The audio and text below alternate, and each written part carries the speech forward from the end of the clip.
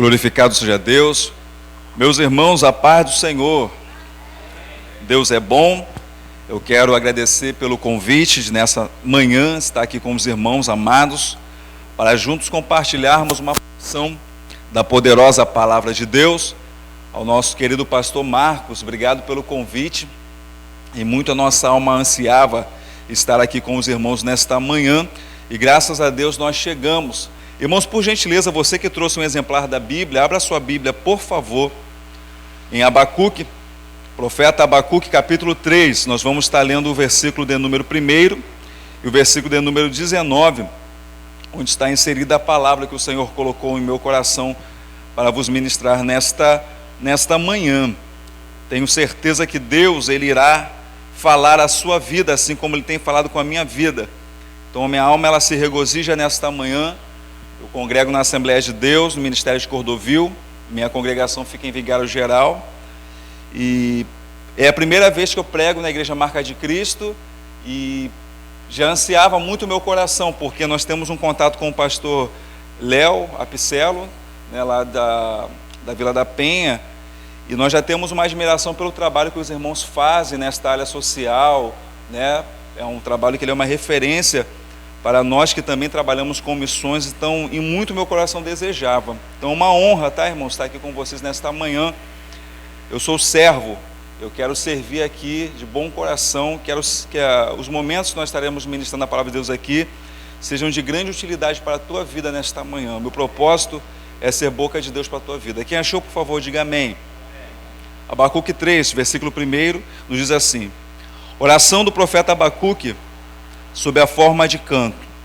Versículo 19: Jeová, o Senhor, é minha força, e fará os meus pés como os das servas, e me fará andar sobre as minhas alturas, entre parênteses, para o cantor mor, sobre os meus instrumentos de música. Os irmãos poderem tomar vossos assentos no nome santo de Jesus. Quando nós falamos acerca de Abacuque, irmãos, pouco nós sabemos sobre a vida do profeta Abacuque. A Bíblia, ela traz pouquíssimos detalhes acerca deste profeta. A Bíblia não fala sobre a sua família, a Bíblia não fala sobre o seu status social. A única coisa que a palavra de Deus traz para nós é que o profeta Abacuque é um profeta com uma sentença.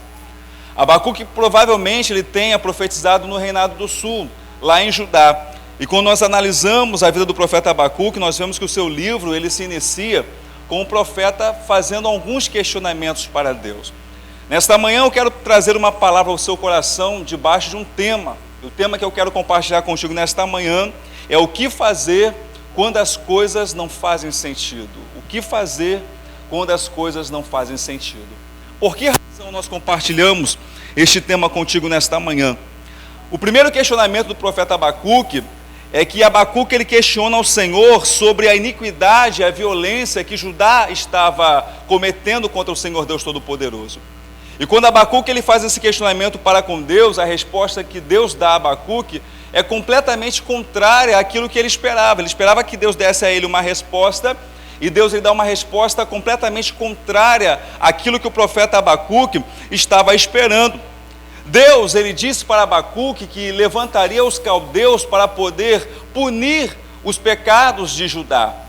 E quando Deus ele libera esta palavra sobre o profeta Abacuque, isso vai gerar nele um segundo questionamento, porque ele não consegue compreender por que razão um Deus santo, um Deus justo, um Deus bom, um Deus benigno, ele haveria de usar uma nação mais pecadora do que Judá para poder exercer juízo contra Judá.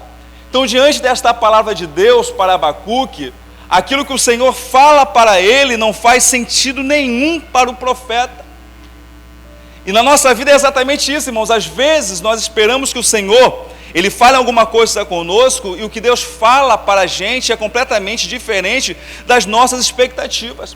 Embora Deus ele libere essa palavra ao seu profeta, Deus ele garante ao profeta que nesse contexto, que no momento certo, ele haveria de punir os caldeus, mas que nesse momento agora, a única postura de Judá era manter a fé, era guardar a fé, era viver por sua fé. E isto faz com que Abacuque venha questionar aquilo que Deus está falando para com ele. Então, quando a gente analisa o primeiro capítulo de Abacuque e o segundo capítulo, nós vemos que são apenas questionamentos. Abacuque não consegue compreender os desígnios de Deus, os propósitos de Deus. Deus se limita em dizer a ele simplesmente o seguinte: olha, o justo mantenha a sua fé, o justo permaneça na sua fé, o justo viva na sua fé. Em outras palavras, confia em mim, confia na minha palavra. A gente observa, irmãos, que em muitos sentidos nós somos como o profeta Abacuque. A gente observa a maldade que está ao nosso redor, o que está acontecendo, e a gente pede para que Deus ele simplesmente venha punir os malfeitores. Nós questionamos por que razão Deus, ele muitas das vezes permite que o ímpio prospere. Às vezes o justo ele é abatido, às vezes o justo ele é confrontado, às vezes o justo ele é inserido num contexto de grande dificuldade, mas Deus ele permite que o ímpio tenha prosperidade na tua vida. Isso faz com que a gente venha até mesmo questionar a bondade de Deus.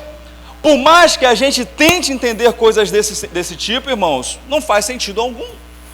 E alguns de nós, por estarmos inseridos em contextos que não fazem sentido, nós entramos em depressão, ficamos angustiados, questionamos a bondade do Senhor.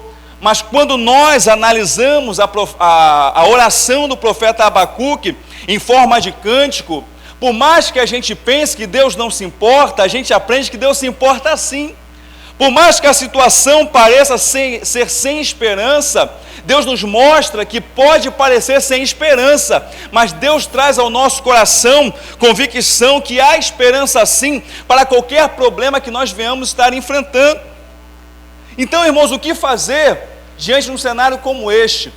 O que fazer quando as coisas para nós elas não fazem sentido algum? Num determinado contexto, o salmista ele questiona a Deus porque ele vê o ímpio fazendo maldade e ainda assim prosperando. Só que este questionamento dele se limita até o momento em que ele entra no templo do Senhor. Quando ele entra no templo do Senhor, ele consegue entender o que de fato estava acontecendo. Necessariamente, a prosperidade de alguém que está pecando, a prosperidade de alguém que está ferindo os mandamentos de Deus, não reflete que o Senhor está de acordo com as suas decisões, com as suas atitudes. Mas e nós? Nós que estamos inseridos num contexto de dificuldade, servindo, buscando, adorando, fazendo a vontade de Deus, orando ao Senhor, esperando uma resposta favorável de Deus, mas Deus traz a nós respostas aos nossos questionamentos, que no momento em que a sua palavra é liberada, não faz sentido algum para a nossa vida. Então o que fazer quando as coisas não fizerem sentido? O que fazer quando as respostas parecerem diferentes das nossas convicções? Abacuque traz para nós nesta manhã alguns ensinamentos, e a primeira atitude que nós precisamos tomar quando as coisas não fizerem sentido para nós é que nós devemos cantar ao Senhor, adorar ao Senhor. E é exatamente isso que Abacuque ele faz no capítulo 3, no versículo 1, no versículo 19. Abacuque, quando as coisas não fazem sentido para ele, ele apresenta uma oração em forma de cântico, uma oração em forma de canto. Possivelmente, ele assume esse estilo de oração para que este ensinamento pudesse ser repassado às gerações futuras de forma mais fácil, porque o louvor, ele facilita o aprendizado, o ensinamento. Mas se nós analisarmos, irmãos, no Antigo Testamento, o único profeta que ora desta maneira, no formato de cântico, de louvor e adoração, é o profeta Abacuque. É a única escrita profética nesse estilo. Nós não encontraremos nenhum outro profeta orando ao Senhor neste modelo, nesse estilo, neste formato de cântico. Então nós aprendemos que para Abacuque, quando as coisas não faziam sentido nenhum para ele, ele simplesmente cantava, adorava, bendizia ao nome santo do nosso Deus Todo-Poderoso. É exatamente o que o salmista fazia no Salmo de número 59. A palavra de Deus nos diz que o salmista, ele pede ao Senhor para que Deus o livrasse dos seus inimigos. Mas quando a gente vai para o verso de número 16 e de número 17, ele diz assim: eu, porém, cantarei a tua força. Pela manhã louvarei com alegria a tua misericórdia, porquanto foste o meu alto refúgio e a proteção no dia da minha angústia. A ti, ó fortaleza minha, cantarei louvores, cantarei salmos, porque tu és a minha defesa e o Deus da minha misericórdia. Irmãos, é exatamente esta postura que a gente deve assumir quando as coisas não fizerem sentido para nós.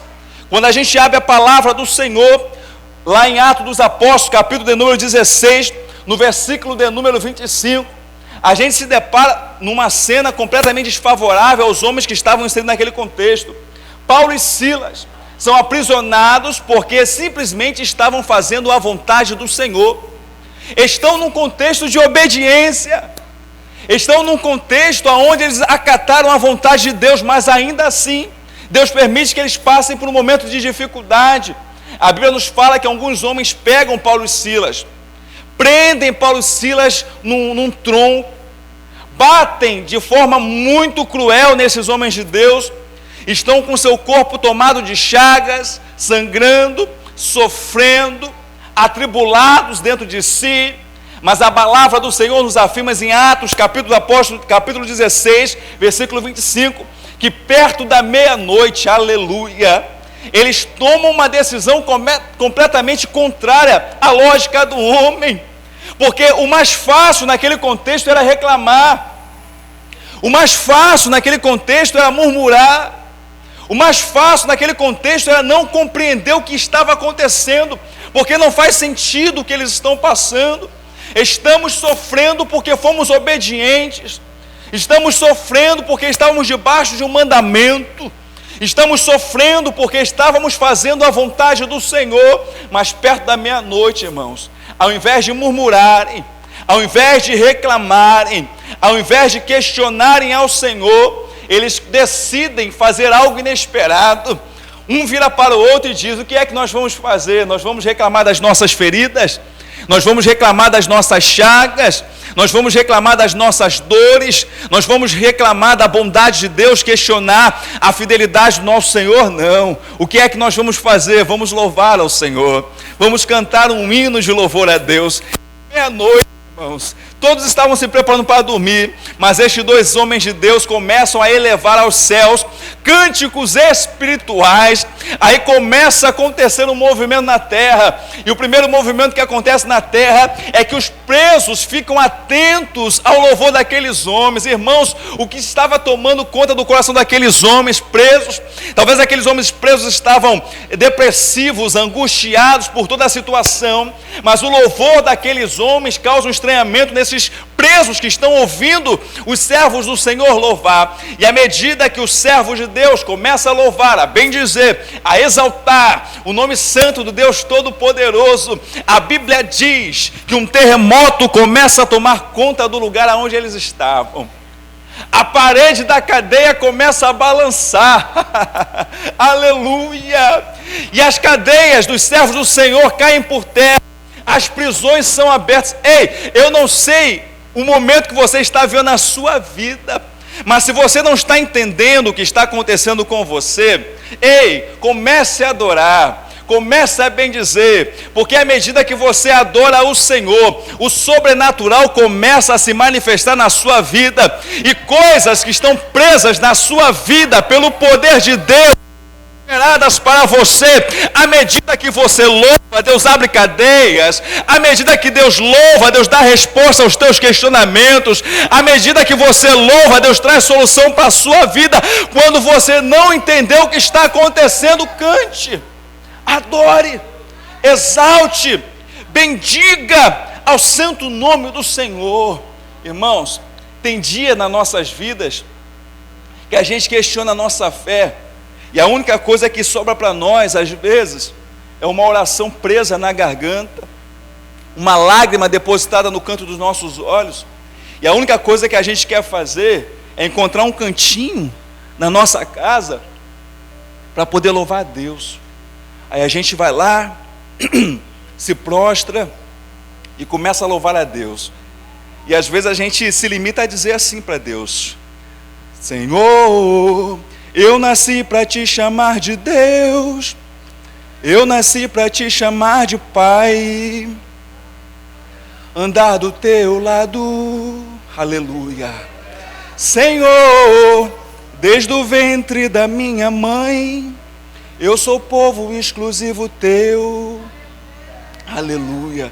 Eu sou abençoado, se vivo obediente, mas todo dia o pecado vem, me chama, todo dia as propostas vêm, me chamam, todo dia a tentação vem e me chamam, todo dia o pecado vem.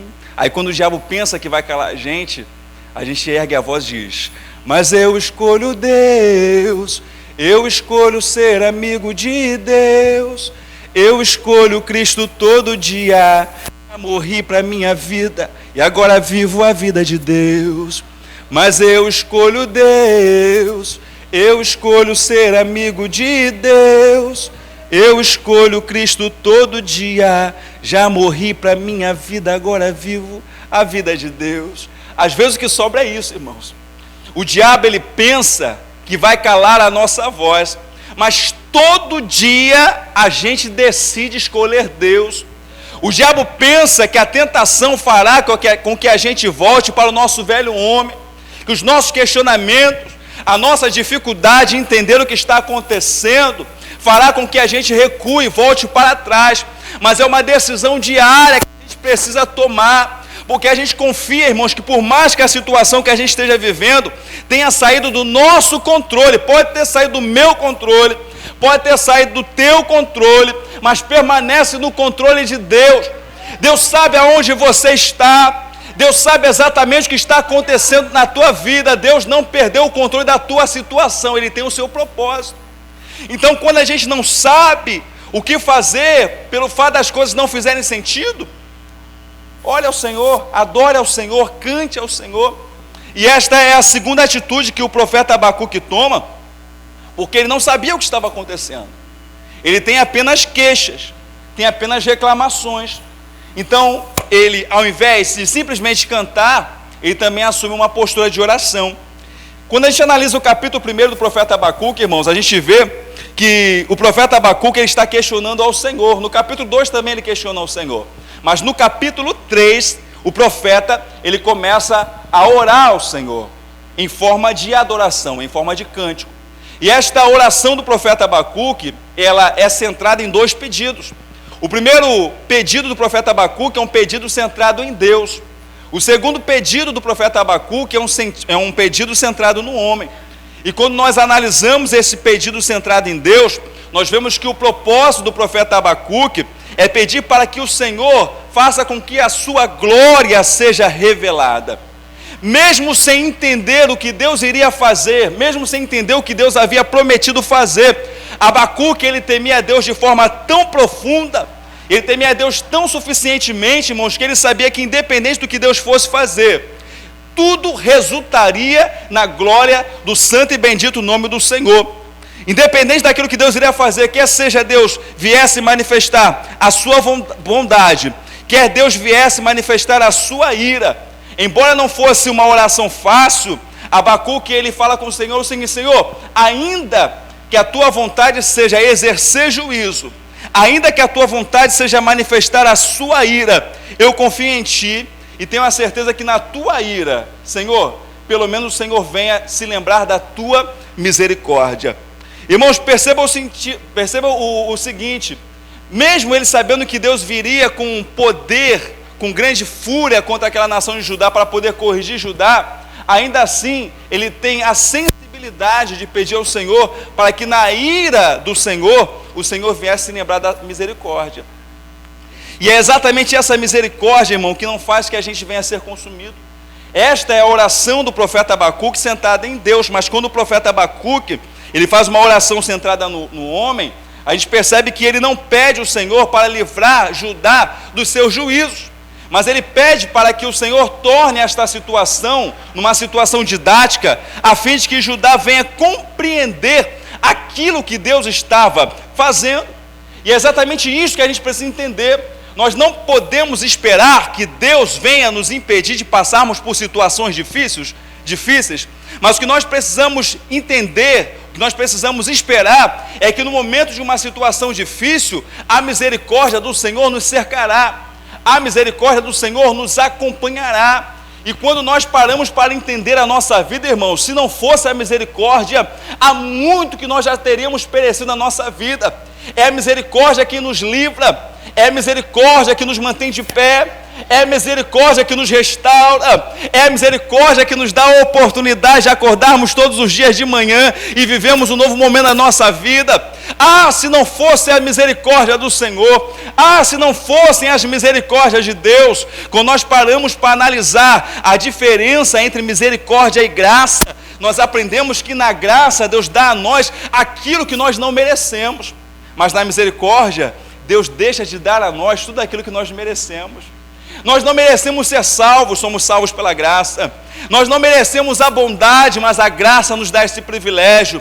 Nós não merecemos estar aqui nesta manhã, mas é a graça que nos dá esta oportunidade. Todavia, nós merecemos ser condenados, mas é pela misericórdia do Senhor, aleluia, que é a causa de nós não sermos consumidos, que hoje nós estamos aqui nesta igreja de manhã, para louvar e bendizer ao bendito santo nome do Senhor Deus Todo-Poderoso. São privilégios que Deus Ele dá a nós. É por essa razão que o escritor, a carta de Hebreus, no capítulo 4, versículo 16, ele diz o seguinte para nós: cheguemos, pois, com confiança ao trono da graça, para que possamos alcançar a misericórdia e achar graça, a fim de sermos ajudados em tempo oportuno. Irmãos, a graça, a misericórdia, aleluia, chegará no tempo oportuno. Não será no meu tempo, não será no teu tempo, mas será no tempo de Deus, porque Deus não te perde de vista. Ele sabe exatamente o que está acontecendo com você, e no momento oportuno tudo fará sentido na tua vida, por mais que hoje não faça sentido nada. Então, quando as coisas não faziam sentido para Abacuque, primeiro, ele cantava. Segundo, ele orava. Em terceiro lugar, diga assim comigo, ele se lembrava. Diga assim comigo, lembre-se. Diga mais forte, por favor, lembre-se. O que fazer quando as coisas não fizerem sentido? Nós precisamos nos lembrar. Aqui nós temos algo muito interessante, porque quando Abacuque, ele não compreendia o que estava acontecendo, a gente analisa no capítulo 3, no versículo 3 ao versículo 15, que Abacuque ele começa a se lembrar tudo aquilo que Deus era. Ele podia não estar entendendo o que estava acontecendo, mas ele tinha a capacidade de se lembrar aquilo que Deus já havia realizado nos tempos antigos. A gente, irmãos, ao invés de se concentrar naquilo que nós não sabemos sobre Deus, ao invés de nós nos concentrarmos naquilo que nós não estamos entendendo, a gente precisa se lembrar daquilo que nós já sabemos sobre Deus. Quando a situação ela toma conta da nossa vida, a gente esquece o que nós já sabemos sobre Ele. É como se o nosso conhecimento sobre Deus ficasse zerado, e a gente já não tivesse nenhum relacionamento na nossa história com o Senhor. Então Abacuque ele não consegue entender o que estava acontecendo na sua vida, mas ele consegue se lembrar aquilo que ele já sabia sobre Deus. E o que é que você já sabe sobre Deus? O que é que eu já sei sobre Deus? Se nós perguntássemos nesta manhã para o salmista diria o seguinte para nós: olha, eu sei que Ele é o socorro bem presente na hora da angústia, pelo que eu não temerei. Se nós perguntássemos para Moisés nesta manhã: ei Moisés, o que é que você já sabe sobre Deus? Moisés ele diria para nós o seguinte: eu me lembro que quando eu era príncipe, eu pensava que eu era alguma coisa. Então no ato de tentativa de ser bom, eu tentei livrar o povo de Israel, mas na verdade tentei livrar um homem, achando que estaria libertando o povo de Israel, e eu cometi um assassinato. Então, de tentativa de ser um libertador, eu acabei me transformando num assassino. Então, eu fugi. Eu era príncipe, eu tinha conhecimento, eu já fui alguma coisa, mas hoje eu não passo de um pastor. A minha história foi esquecida. Eu trago na minha história uma marca, eu trago na minha história uma mancha, e eu me isolei no deserto. E hoje eu estou aqui apenas apacentando o rebanho do meu sogro Jetro. Mas teve um dia que algo diferente aconteceu na minha vida. Num dia comum como qualquer outro, eu estava apacentando o rebanho do meu sogro e eu vi uma visão. A presença de Deus se manifestou no meio de uma sarça que pegava fogo. Até aí tudo bem, porque eu já estava acostumado a ver sarça pegar fogo, porque no deserto existe um fenômeno chamado fenômeno da autocombustão, mas nesse dia foi diferente. A sarça pegava fogo, mas a sarça não se consumia. Então Deus, Ele começou a palestrar comigo, Deus, Ele começou a falar comigo, e eu que estava envergonhado pelo meu passado, comecei a ter a minha vida restaurada por Deus, porque Deus virou para mim e disse que era comigo, Deus virou para mim e disse que iria me usar, Deus falou para mim que Ele iria me levar para a terra onde eu havia sido envergonhado, para a terra onde eu tinha minha história manchada, e Deus disse que Ele restauraria a minha história, e aquilo que eu tentei lá atrás e não consegui, porque no meu pensamento eu tentava ajudar Israel, mas Deus na verdade Ele tinha um projeto maior na minha vida, porque enquanto eu estava tentando ajudar um homem, na verdade o projeto de Deus na minha vida é que eu ajudasse uma nação completa. Naquela época eu pensava muito pequeno, mas nesse momento Deus começou a me levar para um patamar muito maior, e Ele me fez entender que a sua vontade não era que eu libertasse um homem, que a sua vontade é que eu libertasse uma nação completa. E por mais que no meu passado houvesse uma mancha, e por mais que no meu passado houvesse uma mácula, Deus, Ele me mostrou que estava disposto a restaurar o meu passado e a trazer de volta aquilo que eu perdi por conta das minhas próprias decisões. Eu me lembro, por mais que as coisas hoje não façam sentido, eu me lembro disso. Se nós perguntássemos hoje, irmãos, para Jonas: ei Jonas, o que é que você sabe sobre Deus? O que é que você lembra acerca de Deus? Jonas, ele nos apresentaria o capítulo 12, versículo 7 do seu livro. Ele nos diria o seguinte: olha, quando eu estava no ventre daquele peixe, por conta de uma decisão errada minha, eu comecei a fazer uma oração ao Senhor. E Ele diria para nós aqui nesta manhã o seguinte: quando desfalecia em mim a minha alma, lembrei-me do Senhor, e entrou a Ti a minha oração no Teu santo templo. Ei, talvez hoje a tua visão esteja embaçada, porque as lutas elas vêm contra a sua vida de uma forma muito grande, e faz você ficar questionando por que razão você está vivendo isso. São coisas que não fazem sentido. Nesta pandemia é um pensamento recorrente, irmãos. Não faz sentido. A gente culpando Deus, há pessoas culpando governos, há outros culpando a indústria farmacêutica. Eu estava conversando com o pastor Marcelo ali atrás. Aí alguém perde um ente querido, uma pessoa santa, como eu perdi um primo meu há 2 semanas atrás, um homem que serviu ao Senhor, faleceu. A mãe dele com 80 anos não faleceu, voltou, ele foi e ficou e morreu, desentuba e morreu. Um homem de Deus, um servo da casa do Senhor. Aí você passa, às vezes, num lugar onde se pratica o pecado e você vê as pessoas sem qualquer cuidado, sem usar máscara, sem usar álcool em gel, se drogando, e nada acontece com eles. Parece que para eles não existe pandemia. Não faz sentido. A gente questiona. E o problema é que às vezes o nosso questionamento embaça a nossa visão de tal maneira que a gente esquece quem é Deus. A gente esquece da história que a gente já tem com Ele. Aquilo que Ele já fez na nossa vida. É como se Deus deixasse de representar alguma coisa para nós, porque a nossa visão está embaçada, está distorcida, porque as coisas não fazem sentido algum.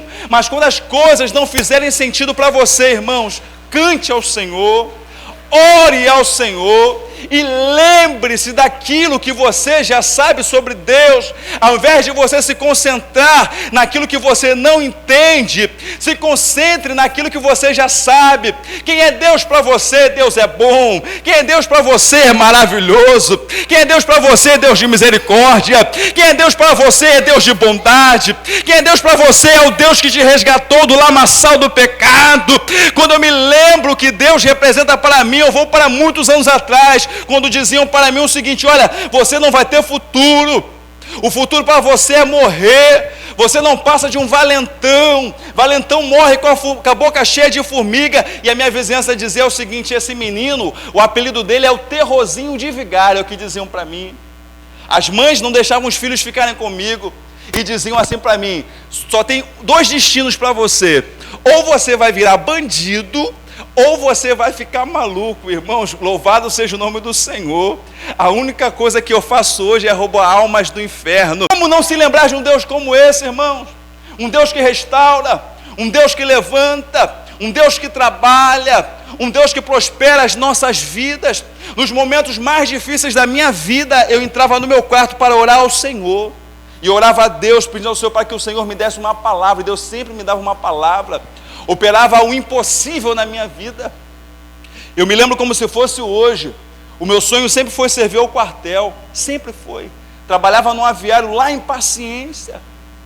Aí, num determinado dia, quando eu fiz 18 anos, me alistei.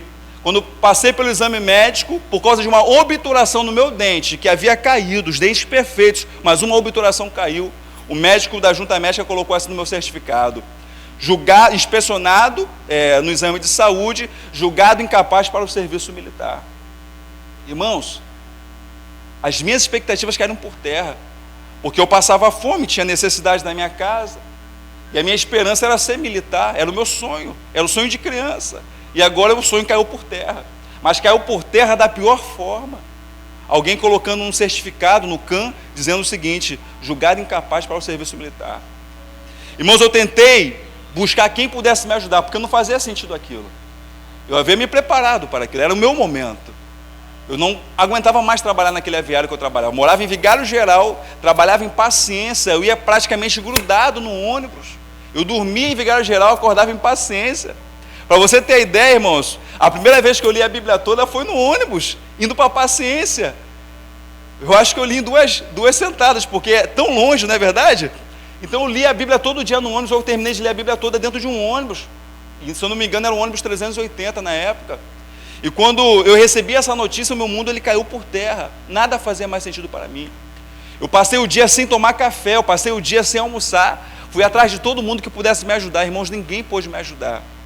Já cansado, quando eu morava lá em Vigário Geral, eu entrei dentro da minha casa, dentro do meu quarto, dobrei os meus joelhos aos pés da minha cama, e eu falei assim com Deus em pensamento, falei: Senhor, faz alguma coisa.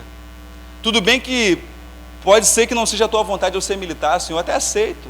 Se essa não for a tua vontade que eu seja militar, tudo bem. Mas, Senhor, a palavra incapaz está me maltratando, Senhor. Está me maltratando.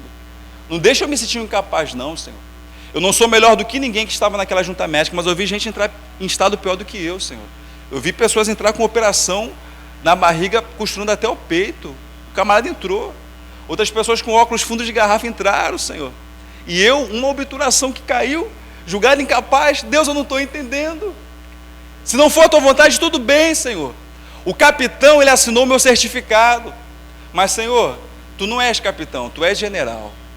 Faz alguma coisa, Pai, nem que eu volte lá, Senhor, para sair por excesso de contingente, mas me faz voltar, Senhor. Não deixa eu ter isso na minha história, não. Vão me perguntar: por que você não serviu? E eu vou dizer: não servi porque eu sou incapaz. Falei: Senhor, faz alguma coisa. Aí eu fiz uma oração para Deus, irmãos. Falei: Senhor, tu sabes que eu não te sirvo pelo que o Senhor fala através da boca dos teus profetas, mas hoje eu preciso que o Senhor fale através de um profeta. Deus, eu vou numa igreja onde ninguém me conhece. Fala comigo, Senhor. Eu preciso ouvir a tua voz. Usa alguém, eu preciso ouvir a tua voz, porque eu estou desesperado. E eu vou fingir que eu estou feliz, Senhor. Eu vou ser o crente mais triste daquela igreja, mas vou ser o crente mais mentiroso. Foi assim que eu falei com Deus. Porque eu não quero que ninguém fale comigo da carne, Senhor. Eu quero que seja a tua voz, a tua boca falando comigo. Porque é muito fácil alguém me ver chorando e dizer: tu está triste? Assim diz o Senhor. Eu não quero isso. Fala comigo. Irmãos, eu fui num lugar chamado Terraço da Fé, do outro lado da Avenida Brasil, lá em Cordovil. Eu não sirvo a Deus pelo que o profeta pode falar. Minha relação com Deus está baseada na palavra. Eu não vivo atrás de profecia, nada disso. Eu tenho uma fé genuína no Senhor. Mas nesse dia era um menino de 18 anos desesperado. Aí eu fui para a igreja.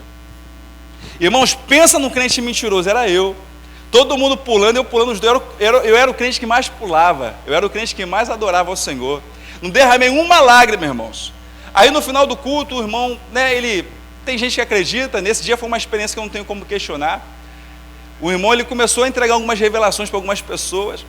Aí no final do culto, irmãos, na bênção apostólica, ele falou assim: irmãos, graças a Deus, Deus falou conosco nesta noite, vamos encerrar o culto. E orou. Quando ele ia dar a bênção apostólica, ele virou para mim, irmãos, falou assim: jovem, eu estava lá no fundo, Deus acabou de me mostrar uma coisa sobre a tua vida. Eu vi você dentro do teu quarto, com os teus joelhos dobrados aos pés da tua cama.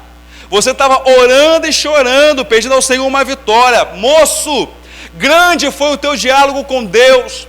No momento em que você orava e chorava, um anjo descia do céu até o teu quarto, enxugava as tuas lágrimas, levava até o altar de Deus. E Deus manda eu dizer para você o seguinte: você não vai receber a vitória não, a vitória chegou hoje na tua vida. Irmãos, Deus fala, Deus fala. Irmãos, pensa num crente feliz. Isso era uma segunda-feira. Eu saí, quase que eu atravessei a Brasil sem passar pela passarela, feliz da vida, né? E crente assim é meio maluco. Eu só faltei rodopiar, irmãos. E agora, como é que o milagre vai acontecer? Deus sabe. Irmãos, foi uma segunda-feira. Na terça-feira meus pais estavam separados, estava com o lar destruído. Eu fui visitar minha mãe em Olaria. Minha mãe separada do meu pai, morando em Olaria, e meu pai morando em Vigário Geral. Quando eu cheguei em Olaria, minha mãe falou assim: filho, o teu pai ligou, e o teu pai falou para você ir lá em Vigário Geral, porque o Sérgio... Aí ele começou a contar a história. O meu pai é padeiro. Meu pai foi contratado para fazer um serviço de pedreiro na terça-feira, um dia depois da minha oração. E meu pai não é pedreiro. Um padeiro contratado para ser pedreiro. Mas na verdade meu pai só precisava pegar a mangueira do caminhão, betoneira, se eu não me engano esse é o nome, para poder encher uma laje. E meu pai encheu aquilo ali rapidinho e ficou lá do lado de fora da casa, irmãos, esperando o caminhão, o cimento ali secar. Aí um amigo dele passou e falou assim: ô Carlinhos, o apelido do meu pai é Jacaré, ô Jacaré, fala aí, como é que está a tua família? Aí ele falou: ô Sérgio, minha família está bem. E o Fabiano, como é que está o Fabiano? Como é que está o Fabiano? Fala para mim. Aí eu falei assim: rapaz, o Fabiano, por incrível que pareça, a família está bem, mas o Fabiano não está bem não. Mas está bem por quê? Ah, por causa disso. Rapaz, olha que coincidência, o meu sobrinho, ele não serve no 24 BIB, o quartel que teu filho se apresentou, ele serve lá no BG, no batalhão de guardas. Mas o meu sobrinho foi convidado para fazer alguma coisa lá no 24 BIB. Calma aí que eu vou fazer uma ligação. Aí ele ligou, irmãos. Ligou para o sobrinho dele, voltou para meu pai e falou assim: ó, manda o Fabiano voltar lá amanhã, quarta-feira. Na segunda-feira, irmãos, eu estava sem entender o que estava acontecendo. Na terça-feira eu recebo a notícia que era para eu voltar para o quartel na quarta-feira. Só que aí, irmãos, quando eu volto na quarta-feira, eu volto de forma diferente. Porque na segunda-feira eu acordei 3 horas da manhã, no relento, sem tomar café, sentado no asfalto, para poder ser atendido quase 10 horas da manhã, para receber a notícia que eu era incapaz. Na quarta-feira não, irmãos. Na quarta-feira eu acordei 9 horas, cheguei 10 horas, passei por todo mundo que estava comigo lá, na segunda-feira, e me viu chorando, me viu triste. Passei por todos eles, não precisei ficar na fila. Adentrei o corpo da guarda e falei assim: olha, tem um tenente me aguardando. Falei o nome do tenente, Tenente Batista. Ah, por gentileza, o Tenente Batista está te aguardando sim. Me levaram para uma sala muito confortável. Me ofereceram café, me ofereceram água, mandaram eu ficar sentado num sofá macio, falaram assim: olha, tá vendo aquela porta? Vai sair um homem daquela porta ali, esse é o Tenente Batista. Quando de repente, irmão, sentado onde eu estava, aquela porta se abre, um homem de quase 2 metros de altura, cheio de estrelas no ombro, ele virou para mim e falou assim: ei, você que é o Fabiano? Eu falei assim: sim, sou eu que sou o Fabiano. Olha, deixa eu te dizer um negócio, eu sou o chefe do departamento de seleção. Sou eu quem boto, sou eu quem tiro, quem vai servir. Ele era o 01 da comissão de seleção, irmão. Ele falou assim: olha, tu quer servir o quartel? Eu falei: quero sim. Parabéns, a partir de hoje você pertence ao Exército Brasileiro. Irmão, quem é que pode levantar a mão nesta manhã e glorificar ao Senhor? O que fazer quando as coisas não fazem sentido? Fiquei ali 6 anos, irmão, servindo ao Senhor, servindo a minha pátria, mas servindo mais ao Senhor. Mas eu nunca iria imaginar que Deus me daria uma experiência como essa. Quem foi que mostrou para aquele homem que não me conhecia que eu estava em casa, no quarto, com os joelhos dobrados aos pés da minha cama, orando e chorando a Deus? Irmãos, ninguém me escutou. Eu estava orando a Deus em pensamento. Se Deus hoje não quisesse fazer mais nada na minha vida, irmãos, bastava esse testemunho. Eu já tentei questionar a existência de Deus e diante disso eu não consigo questionar Deus. Deus é real, Deus existe. Quando as coisas não fizerem sentido para você, se lembra de quem Ele é na tua vida. Se lembra do que Ele já fez na sua vida, se lembra dos teus testemunhos, se lembra dos teus livramentos, se lembra da provisão divina sobre a tua vida. Pode não estar fazendo sentido hoje, mas tu já tem experiência há muito tempo com Deus que você está servindo. Ele continua o mesmo. Hoje não faz sentido, mas Ele não mudou. E se não faz sentido hoje, irmãos, Ele sabe o que está acontecendo. Um dia vai fazer sentido. Deus vai colocar as coisas no lugar. O que fazer quando as coisas não fizerem sentido? Primeiro, cante. Segundo, ore. Terceiro, lembre-se quem é Deus. Lembre-se o que Ele é para você. E em quarto lugar, espere. E quando nós falamos de esperar, irmãos, esse esperar de Abacuque não é uma espera inativa, é uma espera ativa. É alguém que está esperando outro realizar, fazer alguma coisa. Então, no versículo de número 16, o profeta Abacuque, depois dele ter questionado bastante o Senhor, ele decide esperar. Ele vai nos dizer o seguinte: ouvindo-o, o meu ventre se comoveu, a sua voz tremeram os meus lábios, entrou a podridão nos meus ossos e estremeci dentro de mim. Descanse eu no dia da angústia. Descanse eu no dia da angústia, quando ele vier contra o povo que os destruirá. Então Abacuque agora, ele assume uma postura completamente diferente da postura do Abacuque do capítulo 1 e do capítulo 2. Agora Abacuque é alguém que espera, porque ele sabe que Deus tem os seus propósitos. Se Deus está levantando os caldeus como ferramenta de juízo contra Judá, Deus tem o seu desígnio. Deus, ele tem o seu propósito. E agora Abacuque não está mais questionando, Abacuque agora está aguardando. E este aguardar de Abacuque muda a maneira como Abacuque aguarda. Tanto que agora no versículo de número 19, nós vamos ver o profeta Abacuque tomando uma posição de louvor e de adoração ao Senhor. Mas no versículo 17, ele vai nos dizer o seguinte: porquanto, ainda que a figueira não floresça, nem haja fruto na vide, o produto da oliveira minta, e os campos não produzam mantimento, e as ovelhas da malhada sejam arrebatadas, e nos currais não hajam vacas. Versículo 18: todavia, eu me alegrarei no Senhor, exultarei no Deus da minha salvação. O que fazer quando as coisas não fizerem sentido? Primeiro, cante. Segundo, ore. Terceiro, lembre-se quem é Deus. Quarto, espere. Quinto, alegre-se. Eu quero encerrar esta palavra, irmão, essa breve palavra, com esta última meditação. Quando as coisas não fizerem sentido para você, adore ao Senhor, mas também alegre-se em Deus. Quando a gente para, irmãos, para analisar essa alegria de Abacuque, é uma alegria que ela independe de circunstância. A gente analisa essa palavra no original hebraico, ela significa gil. Há muitas palavras no hebraico que definem a alegria, e definem a alegria como um sentimento de bem-estar. Mas essa alegria que o profeta Abacuque está sentindo aqui, irmãos, nesse contexto de calamidade, não é um simples sentimento de bem-estar, uma alegria simples, uma felicidade comum. É uma alegria que ela sugere uma vontade intensa em rodopiar em torno de si mesmo. Sugere vontade de pular. Irmãos, vai entender isso. Está tudo dando errado, mas a alegria do profeta independe daquilo que está ao seu redor. Porque é uma alegria que não está naquilo que Deus pode fazer, é uma alegria que ela está centrada naquilo que Deus é. E quando a nossa alegria, ela não se limita ao que nós temos, mas ao que Deus é, ao que Deus representa na minha e na sua vida, irmão, pode estar chovendo canivete do lado de fora, mas nada muda a realidade daqui de dentro.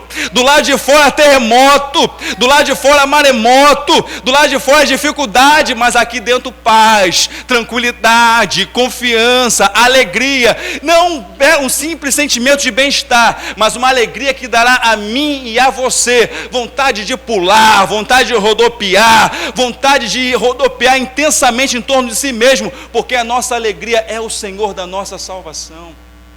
Vamos nos colocar de pé nesta manhã. Eu já falei bastante. O que fazer quando as coisas não fizerem sentido algum para nós? Diga assim comigo: cante. Diga, ore. Agora, por favor, diga, lembre-se. Agora diga, espere. Por final, diga, alegre-se. Quando as coisas não fizerem sentido para você, irmãos, tome essas 5 atitudes na sua vida. Cante, ore, lembre-se, espere e alegre-se. Porque ao final de contas, irmãos, nós estamos servindo a um Deus que não perde nenhum de nós de vista. Deus, Ele cuida de mim. Deus, Ele cuida de você nos mínimos detalhes. Tudo que falta na tua vida, tudo que falta na tua despensa, na despensa do Senhor tem de sobra. Basta Deus tirar da despensa dele, irmãos, e botar na tua despensa. Mas Fabiano, eu tenho um problema de saúde grave. Eu tenho um órgão no meu corpo defeituoso, irmãos. A peça de reposição para o teu corpo Deus tem. Deus, Ele sabe como fazer. Deus, Ele pode pegar esta peça defeituosa dentro de você, substituir por uma nova. Mas se Ele quiser, Ele pode moldar também uma peça nova dentro de você. A solução que você precisa para a tua vida está na mão de Deus. Falta para você, mas Ele tem de sobra. Basta Ele liberar uma palavra sobre a tua vida nesta manhã. E é por essa razão que eu quero convidar você a colocar a mão no teu coração. A gente não pode, pedir às pessoas para dar as mãos uns aos outros por conta do isolamento social, mas você pode botar a mão no teu coração e orar junto comigo nesta manhã. Só você sabe o que você está passando.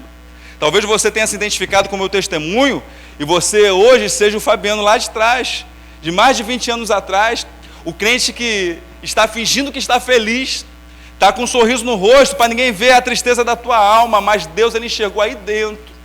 Deus, Ele está olhando para você muito além do teu exterior, do teu estereótipo.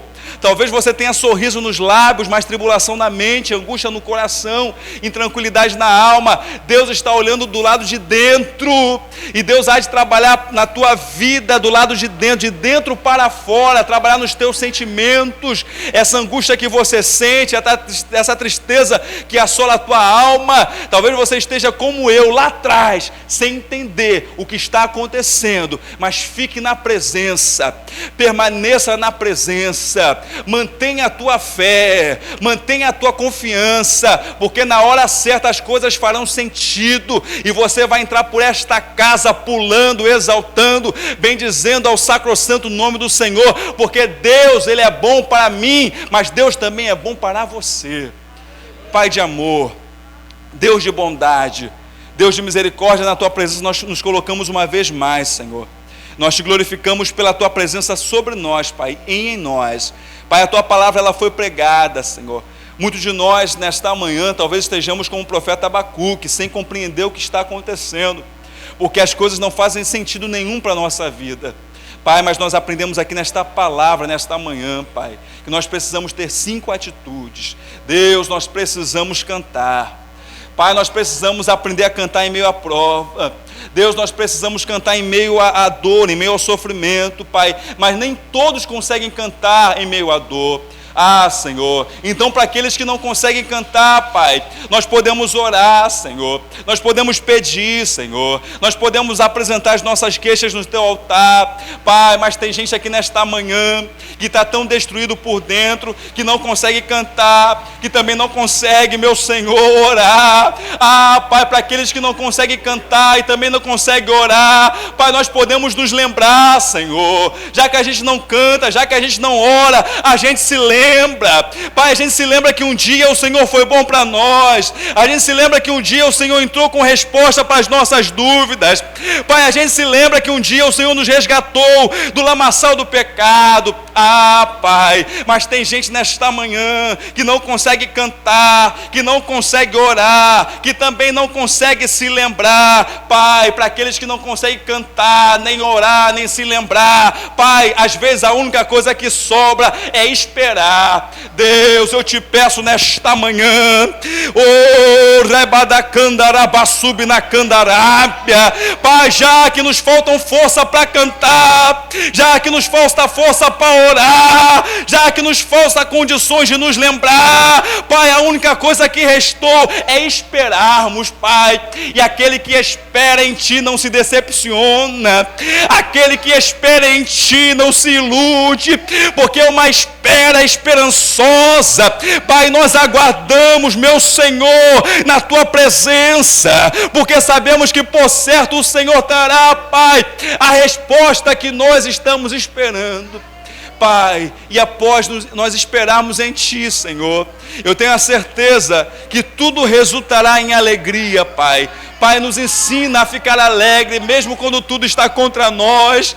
Pai, nos ensina a estar alegre, mesmo com o corpo moído, com o corpo ferido, com o corpo cansado, com o corpo dilacerado. Ainda que a circunstância à nossa volta seja contrária à realidade, Pai, nos ensina, Senhor, a ser alegre, a ser feliz. Ah, Senhor, até alegria, Pai, não uma alegria centrada naquilo que nós possuímos, mas uma alegria centrada em Ti, Pai, porque o Senhor nos basta, a Tua presença nos basta, a Tua presença é suficiente na nossa vida, Senhor, porque tendo o Senhor nós temos tudo, Senhor, tendo o Senhor nós podemos esperar que o Senhor há de nos suprir todas as nossas necessidades, Pai. Nós depositamos o nosso coração no Teu altar nesta manhã. Deus, cuida de nós, nos mínimos detalhes, Pai, por mais que nada faça sentido, que a gente possa confiar em Ti, porque um dia tudo fará sentido e valerá a pena termos aguardado na Tua presença. Esta é a nossa oração, no nome de Jesus. Se você recebe essa palavra, aplauda ao Senhor. Deus te abençoe, Deus te guarde. Muito obrigado pela oportunidade.